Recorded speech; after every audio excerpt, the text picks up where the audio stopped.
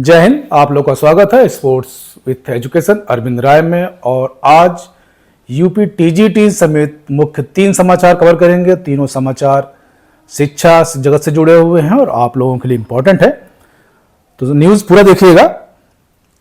पहला है, मुख्यमंत्री ने मांगे रिक्त पद, भेजी 2 साल पुरानी सूचना। मतलब 2 साल पुरानी सूचना भेजी है। 2 साल में कितने लोग रिटायर हो गए हैं ये भी अनुमान लगाना चाहिए, लेकिन ये लेवल इन्होंने ध्यान नहीं दिया और सूचना भेज दी। ठीक है, पढ़ते हैं इस बार एक बार, उसके बाद ये इसी में टीजीटी पीजीटी का भी है। लोकसभा चुनाव में उम्मीद खराब प्रदर्शन के कारण एक्शन मोड में आए मुख्यमंत्री योगी आदित्यनाथ ने भर्ती आयोग के अध्यक्ष समेत दूसरे अधिकारियों की शाम बैठक बुला ली। भर्ती संस्थाओं के मुखिया रिक्त पदों को भरे जाने संबंध में अपने अपने विभाग संबंधित सूचनाओं के साथ मुख्यमंत्री के समक्ष प्रस्तुतिकरण के निर्देश दिए थे। आश्चर्य की बात है कि नवगठित प्रदेश शिक्षा सेवा चयन आयोग की ओर से रिक्त पदों की 2 साल पुरानी सूचना प्रस्तुत कर गई। ये इंपॉर्टेंट है।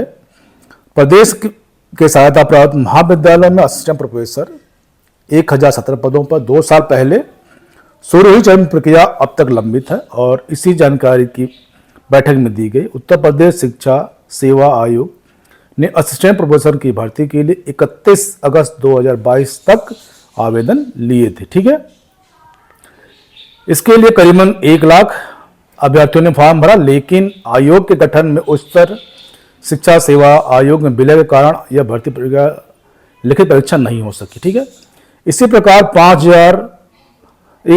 4,512 सहायता प्राप्त माध्यमिक विद्यालय प्रशिक्षित स्नातक टीजीटी और प्रवक्ता पीजीटी के कुल 4,163 पदों में भर्ती 16 जुलाई 2022 तक आवेदन मांगे गए थे। ठीक है, उत्तर प्रदेश माध्यमिक शिक्षा सेवा चयन बोर्ड की ओर से जारी भर्ती लगभग 10 लाख से अधिक, 10 लाख के इसमें लगभग 13 लाख फॉर्म भरा। ठीक है, 13-14 लाख लोगों के बीच फॉर्म भरा है, आवेदन किए थे, लेकिन नए आयोग के कारण इसकी परीक्षा नहीं हो सकी है। यह भी सच है कि पिछले 2 साल में महाविद्यालय और एडेड इंटर कॉलेजों में असिस्टेंट प्रोफेसर शिक्षकों की सैकड़ों पद खाली हैं और एक टीचर तो हमारे ही कॉलेज रिटायर हुए हैं, लेकिन इसकी सूचना नहीं दी गई। नए आयोग से जुड़े एक अधिकारी के अनुसार पूर्व विज्ञप्ति पदों की सूचना ही सीएम को बैठक में दी गई थी। ये है, और आगे देखते हैं। एडेड कॉलेजों में शिक्षकों के 4,163 पदों पर 31 जुलाई 2022 के लिए आवेदन थे और उसके बाद इंटर कॉलेजों के महाविद्यालयों में शिक्षकों के हजारों पद खाली हुए।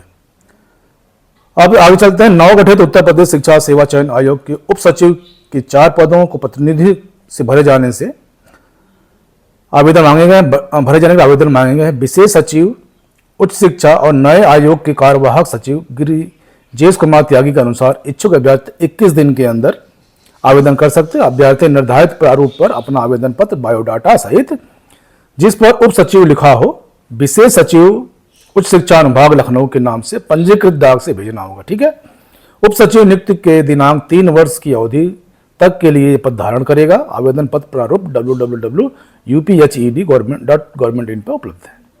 ठीक है, तो ये न्यूज एक है। दूसरा चलते हैं नेक्स्ट।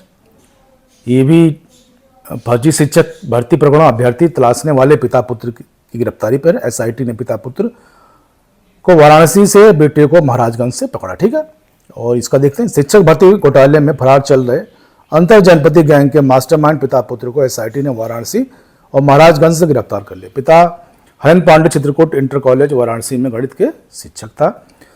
अभ्यर्थी तलाशने और उनसे सेटिंग करने का काम संभालता था। बेटा प्रकाश पांडे महाराजगंज में महात्मा गांधी इंटर कॉलेज में लेक्चरर थे। ठीक है, लेन देन का काम प्रकाश पांडे ही देखता था, रुपए इसी के खाते में आते थे। दोनों से पूछताछ में एक सेवानिवृत्त DIOS कितने बड़े लेवल पे है और DIOS कार्यालय कानपुर के बाबुओं का नाम सामने आया है।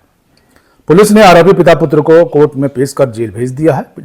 DCP सेंट्रल RS गौतम ने ACP कर्नलगंज कार्यालय में प्रेस वार्ता कर बताया। ठीक है, थाना पुलिस ने वाराणसी में जैतपुरा निवासी हरेंद्र पांडे और उनके बेटे प्रकाश पांडे को गिरफ्तार किया।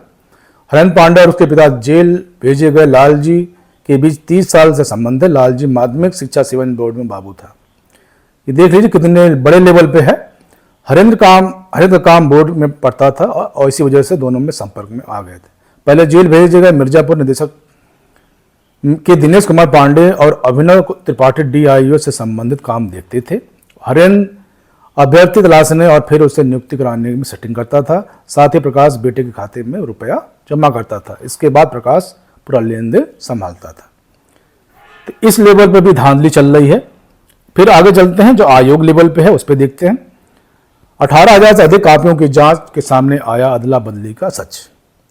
मतलब आप लोग यकीन नहीं कर सकते हैं कि कितने बड़े लेवल पे काम हो रहा है। ये आयोग पता लगाने में जुटा है कि कैसे बदली गई पीसीएस लेवल की मुख्य परीक्षा की कॉपी।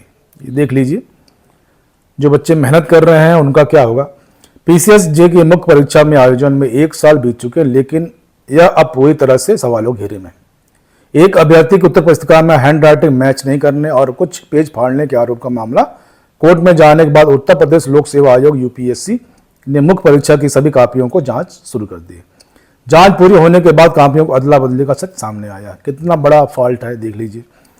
अपने उत्तर पुस्तिकाओं का अवलोकन करने के बाद अभ्यर्थी श्रवण पांडे ने आपत्ति की है कि अंग्रेजी की उत्तर पुस्तिका की हैंड राइटिंग उसकी हैंड राइटिंग से मेल नहीं खाती है। मामले की गंभीरता को देखते हुए आयोग मुख्य परीक्षा की सभी कापियों का वेरिफिकेशन शुरू कर दिया है, ताकि यह पता लगाया जा सके कि उत्तर पुस्तिका वास्तविक है या कोई विसंगति है। किस लेवल पे है कुछ अब आप लोग जान ही सकते हैं। यानी आयोग का भी बदल जाने के आरोप को खारिज नहीं कर रहा है। आयोग की ओर से न्यायालय में दिए गए हलफनामे में बताया गया कि मुख्य परीक्षा 3019 अभ्यर्थियों में शामिल हुए, जिनके 6 विषयों के कुल 18,042 उत्तर पुस्तिका है। आयोग की ओर से अभ्यर्थियों की उत्तर पुस्तिकाओं का अनुक्रमांक स्थान पर फेक मास्टर कोड अंकित होता है। ठीक है, आयोग की ओर से स्पष्ट किया गया कि फेक मास्टर कोड को डिकोड करने के बाद ही वास्तविक उत्तर पुस्तिका पता चल सकेगा। इसके बाद 18,000 उत्तर पुस्तिकाओं 18,042 अभ्यर्थियों को अंग्रेजी विषय की कापियां निकाले जा सकेंगे। इसके बाद ही आयोग को न्यायालय की ओर से 6 विषय की उत्तर पुस्तिका प्रस्तुत करनी है। आयोग ने जांच शुरू कर दी है और उत्तर पुस्तिकाओं पर दर्ज फेक मास्टर कोड को डिकोड किया जा रहा है। ये देखिए, तकनीकी गड़बड़ी ले रहे हैं। जांच के बाद स्पष्ट हो जाएगा कि अभ्यर्थियों का दावा सही है गलत। अगर दावा सही है तो ऐसे किसी षड्यंत्र के तहत किया गया तकनीकी गड़बड़ी के कारण ऐसा हुआ है। दोनों मामले हैं। मामले के सच सामने आने के बाद आयोग अपने स्तर से बड़ी कार्रवाई कर सकता है।